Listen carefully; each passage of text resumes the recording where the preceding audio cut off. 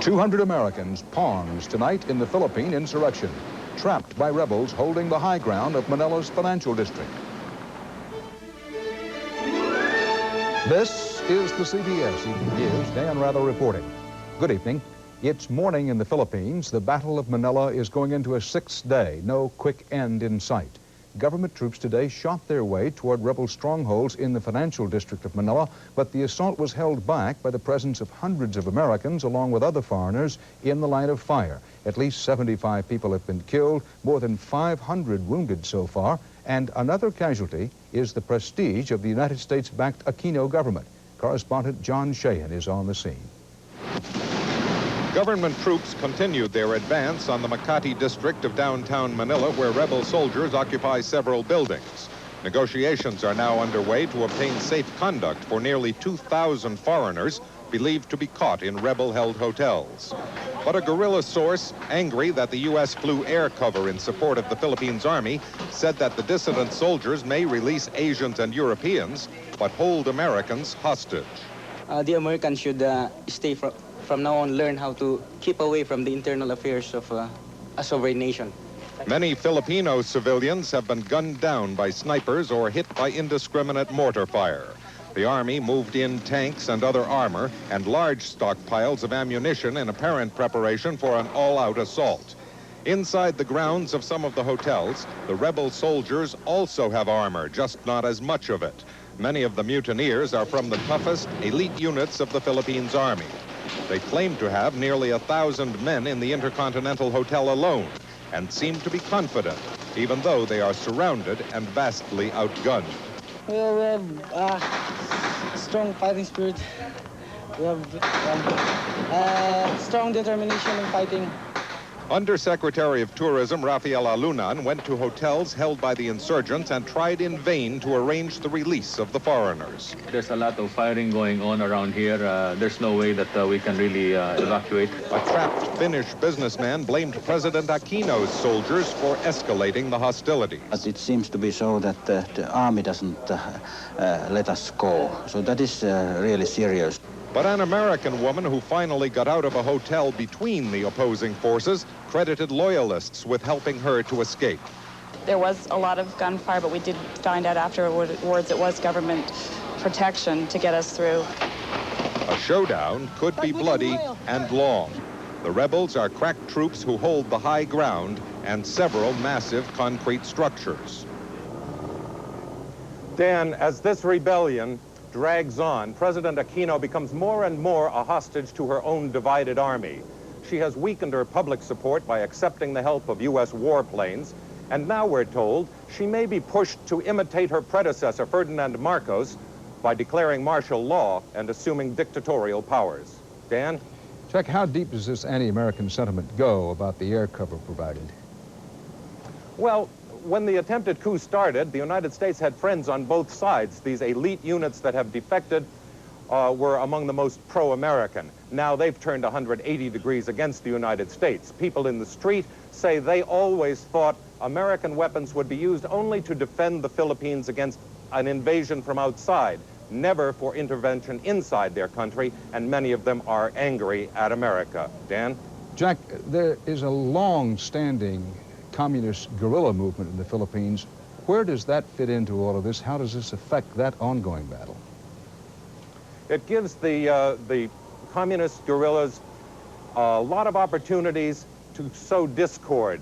When bombs go off now in Manila, the authorities aren't sure whether they are planted by rebel soldiers or whether that's the communists taking advantage of the situation. Chaos can help them. John Shane in Manila, thanks. Updating the situation on the ground in Manila now, the rebels seized more than 20 high-rise buildings on Saturday when they moved into the financial district of Manila. They're still holding about a dozen of those, including the Intercontinental and 3 other hotels. The government strategy is to try to drive them out of one building at a time.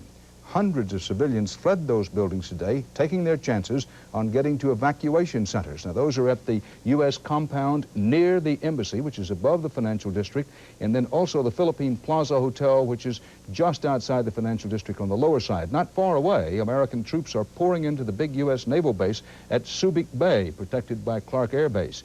This indicates President Bush's concern over the safety of Americans in Manila. Our Pentagon correspondent David Martin is standing by with more on that. Most of a Marine amphibious ready group with some 2,000 Marines is now in port at the Subic Naval Base or just off the coast. If Americans have to be rescued, the Marines could be flown into Manila by helicopter very quickly. In addition to the Marines, 2 aircraft carriers are standing off the coast, but as of this moment, there is no indication that those or any other American forces are about to be sent into action. There is great reluctance within the Bush administration to do anything that would smack of U.S. intervention, for fear it would add to the perception in the Philippines that Mrs. Aquino is an American lackey. The administration already has intervened once last week when Air Force jets were sent over Manila, and U.S. officials say to act again would make her look even worse. David Martin, CBS News, the Pentagon. The Bush administration says it's concerned about the 200 or so Americans trapped by the fighting in Manila, but does not consider them hostages. And despite reported warnings from some rebels that the Americans will be prevented from leaving or even killed, the State Department says U.S. citizens face no specific threat. There is no indication that we have that Americans have been the targets of attacks. President Bush called Mrs. Aquino last night to express his concern. The White House says she assured him her army would exercise caution in trying to free the Americans and other civilians trapped by the fighting. Despite the rebel occupation, U.S. officials maintain that the Philippine military has the situation under control, and they say there have been no further requests from the Aquino government for U.S. military assistance. This is essentially their fight that they are carrying out. U.S. officials have avoided labeling the rebels as terrorists, since that would suggest that they had plans to intervene militarily, as they were prepared to do a couple of weeks ago in El Salvador. Sources do say that President Aquino has been told, if you need more military help, just ask. But the hope here is that the foreigners will be released through negotiations. And in fact, there are unofficial reports from Manila this morning from Americans calling out of their hotels that the evacuations may be already underway. Dan? Thanks, Bill. And still to come on your CBS Evening News, Wyatt Andrews on charges that if there was a winner at the summit, it may not have been President Bush. And Susan Spencer on a new cure for an embarrassing childhood problem.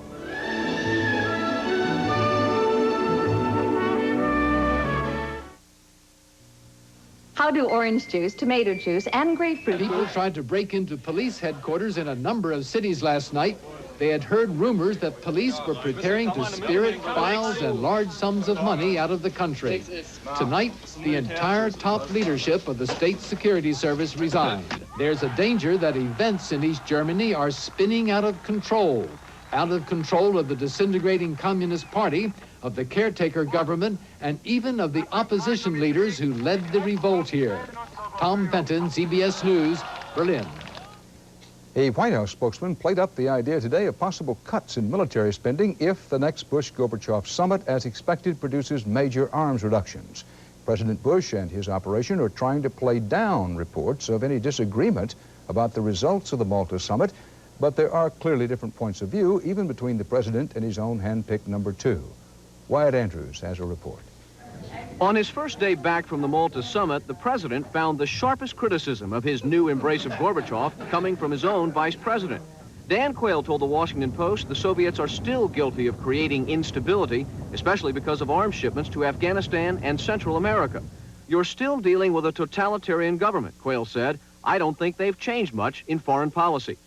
The president has said he thinks the Soviets have changed. On Sunday, he praised the Soviets for their policy in Lebanon and gave Gorbachev credit for encouraging events in the East Bloc.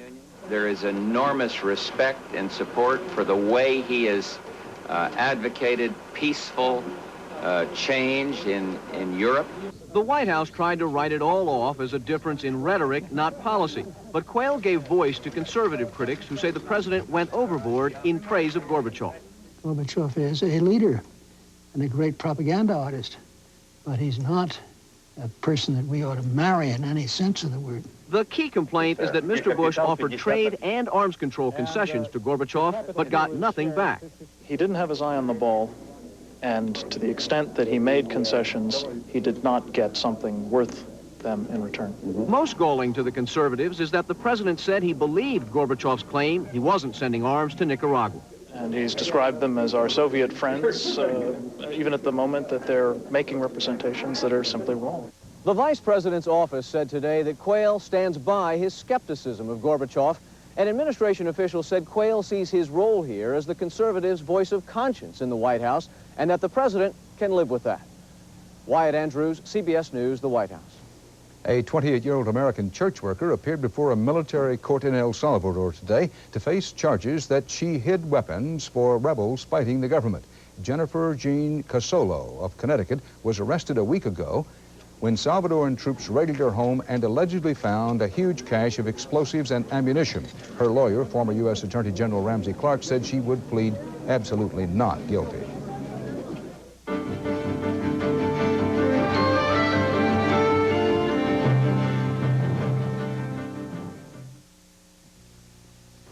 Chili dog with onions. Indigestion time. 2.2. I'd never tried Ryapan. 2.2. Then I remembered my doctor telling me about it. 2.2 seconds. It was incredible. Lab tests show Ryapan Plus 2 starts neutralizing acid on stomach contact in just 2.2 seconds. Because Ryapan has megaldrate, a special dual-action formula. Ryapan's a new friend of the family. Remember 2.2. Remember Ryapan. Conclusion today from experts looking into the November 27th crash of a Colombian jetliner that went down shortly after takeoff from Bogota. They now say it was not an accident. It was apparently a bomb. CBS News correspondent Rita Braver reports on the suspicion and the fear that it was the dirty work of Colombia's cocaine criminals. Security has been tightened at airports all over Colombia, as Colombian and U.S. officials said today a bomb caused the crash of a Colombian airliner last week, killing 111 people. The technicians involved in the investigation say the crash was caused by criminal hands. Investigators from both countries have determined an explosive device was placed in the passenger compartment in a seat near the fuel tanks of the Avianca jet. Officials of both countries stress that so far they have found no evidence that links the bomb directly to drug traffickers, although they believe that is a likely scenario. After the crash, a man called a Colombian radio station to claim it was the work of the drug cartel. Since the Colombian government has been sending drug operatives to the U.S. to stand trial, the drug rings have assassinated at least 30 people, including a judge killed today. Hundreds of others have been injured. But if the bombing is proven to be the work of the drug lords, it would be the first time they have bombed a plane. Let's ask ourselves, who else in Colombia would have had the motive, the means, and the opportunity? And we don't come up with any other candidates.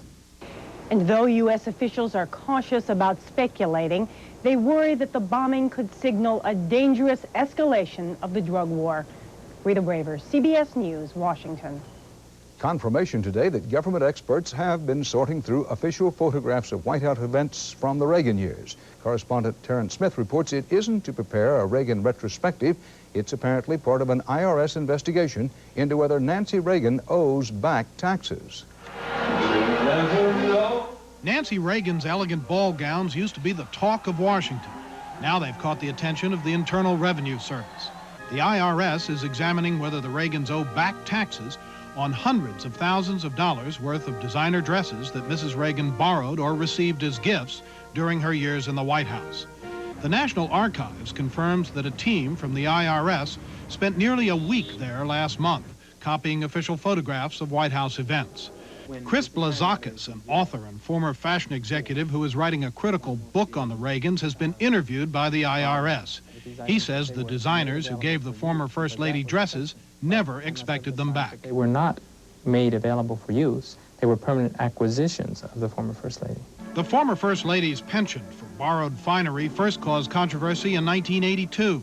She promised then that she would no longer accept dresses on loan from her favorite designers, but in 1988 was forced to admit that she had continued the practice. Should the Reagans have reported the loans or gifts as income? It should be reported on the return. And for any of the gowns that were kept? They would be income, clearly income, to the full value. The current First Lady today had a one-word comment. And what do the Reagans think? A spokesman said he had not discussed the issue with them, and their tax attorney did not return repeated calls to his Los Angeles office. Terrence Smith, CBS News, Washington. International Business Machines Corporation, IBM, the world's largest computer company, today said it will cut 10,000 jobs in the United States by the end of next year. The company said the cutback will be accomplished without layoffs through employee buyouts and restricted hiring. IBM said the cutbacks result from sluggish growth in the domestic computer market.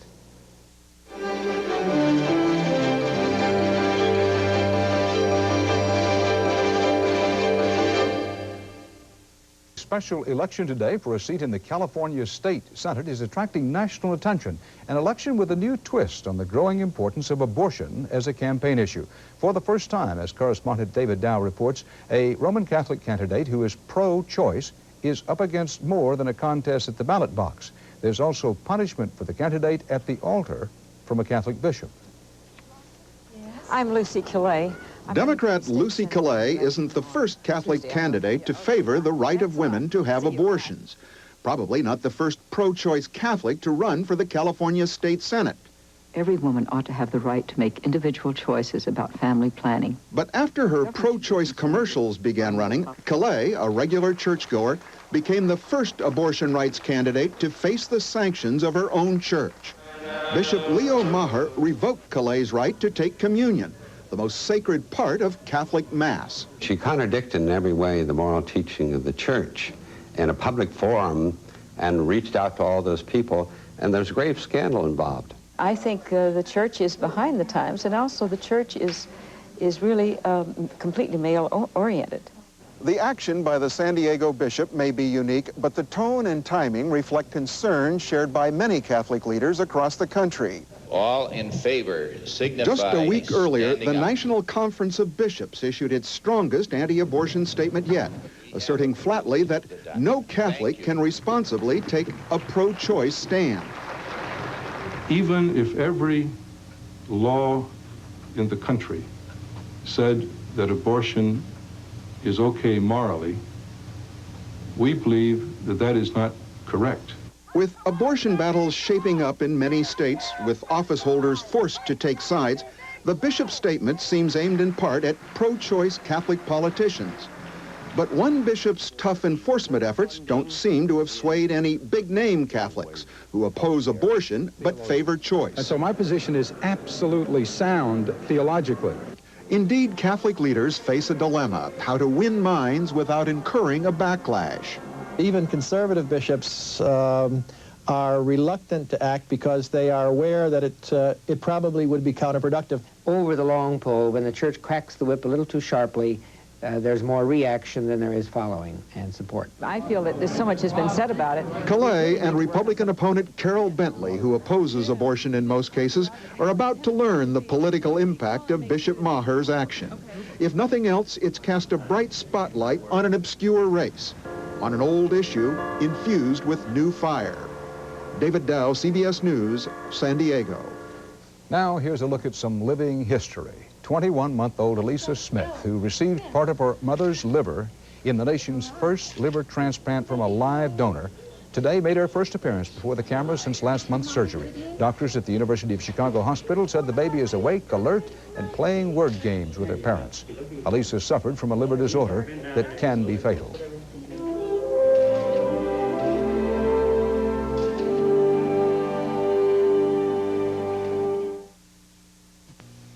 There are very few guarantees in medicine.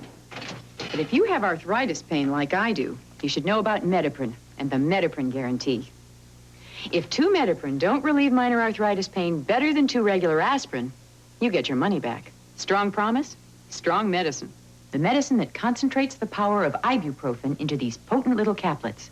The medicine that guarantees better relief than regular aspirin. Better arthritis pain relief. That's the Mediprin guarantee. Succulent shrimp primavera. And now it's time for a bedtime story. It's about a problem that can inspire laughter or anxiety or humiliation. And it just might be a big help for a child you know. CBS News medical correspondent Susan Spencer reports. Say wet the bed and people laugh. But even Hollywood has understood that this most embarrassing problem can be devastating, both for kids who can't stop, up to 7 million of them, and for their parents. He feels bad enough now. He does not. If he did, he'd stop. He's just lazy lazy, that's all. Just too damn lazy to get up and use the toilet. Not so, say the experts, who now attribute most of these problems to a physical cause. We now have some evidence that in youngsters that wet the bed, they may not show a normal rise in a hormone that controls water balance. The government has just approved a way to keep that hormone at a normal level, a nasal spray called DDAVP, which worked in 2/3 of the kids tested. It can be a single dose at night, and it will help the child to build up that antidiuretic hormone level, will help the youngster to stay dry all night. Solving this problem goes well beyond comfort. Surveys show that most families don't seek help, and that 1/3 of the parents of children who wet the bed respond with discipline, sometimes with violence and physical abuse. And as the company that makes the spray is eager to point out, there is the matter of the child's own self-esteem. He was a terribly unhappy child. He was frustrated. He would get angry fast. Felt like a baby, because babies mostly wet and older kids mostly don't.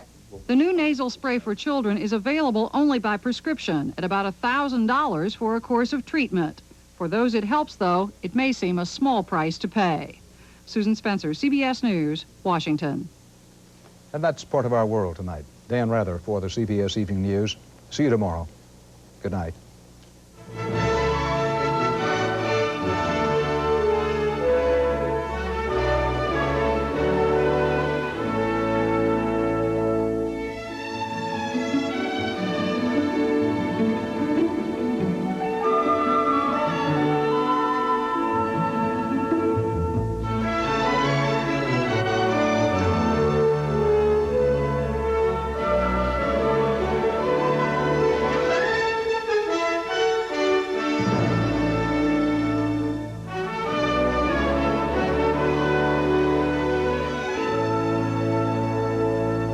I'm Harry Smith. And I'm Kathleen Sullivan. Tomorrow, Willem Dafoe from the controversial Holocaust movie Triumph of the Spirit. This week, Edward James Olmos and Peter, Paul, and Mary on CBS This Morning. This is CBS.